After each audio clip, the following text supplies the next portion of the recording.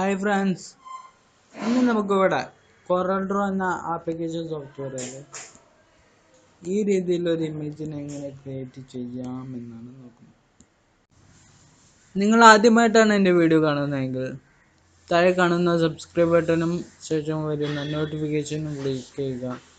എങ്കിൽ ഞാൻ ഇടുന്ന ഓരോ വീഡിയോകളും നിങ്ങളുടെ മൊബൈലിൽ നോട്ടിഫിക്കേഷനായി എത്തുന്നതാണ്.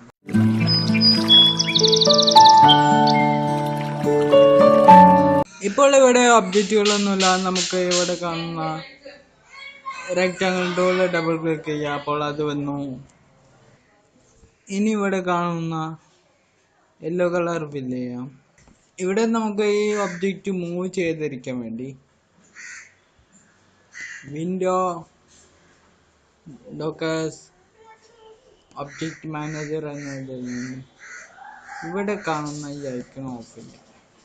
ഇനി ഇത് മൂവ് ചെയ്യുന്ന കഴിഞ്ഞു.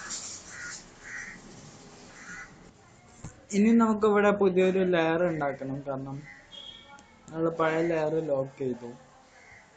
ശേഷം ഇവിടെ കാണുന്ന റെക്റ്റാങ്കിൾ ടൂൾ എടുക്കാം, ഇവിടെ ഒന്ന് വരയ്ക്കും.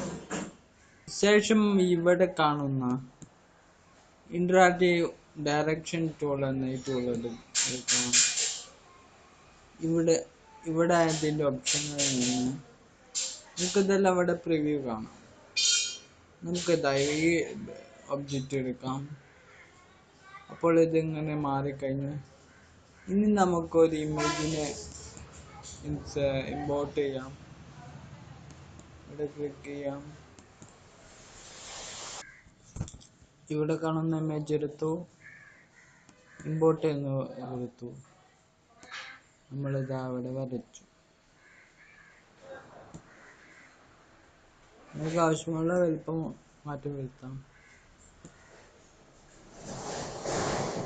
ശേഷം നമ്മൾ എഫക്റ്റ് പോവുക, power clip place inside container എന്ന് കൊടുക്കുക.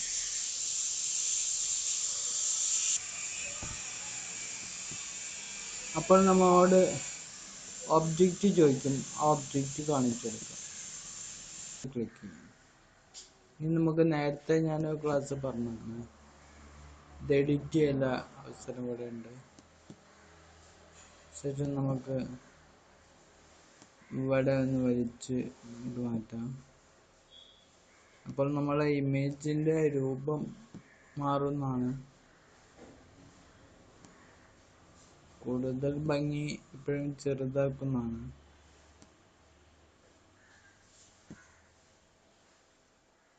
എഫക്റ്റ് പോകാം, power clip, finish editing this level.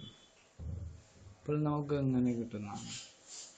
ഇനി നമുക്ക് ഇമേജിന് ക്ലിക്ക് ചെയ്ത് വേണമെന്നുണ്ടെങ്കിൽ ഇവിടെ റൊട്ടേറ്റ് ചെയ്യാം.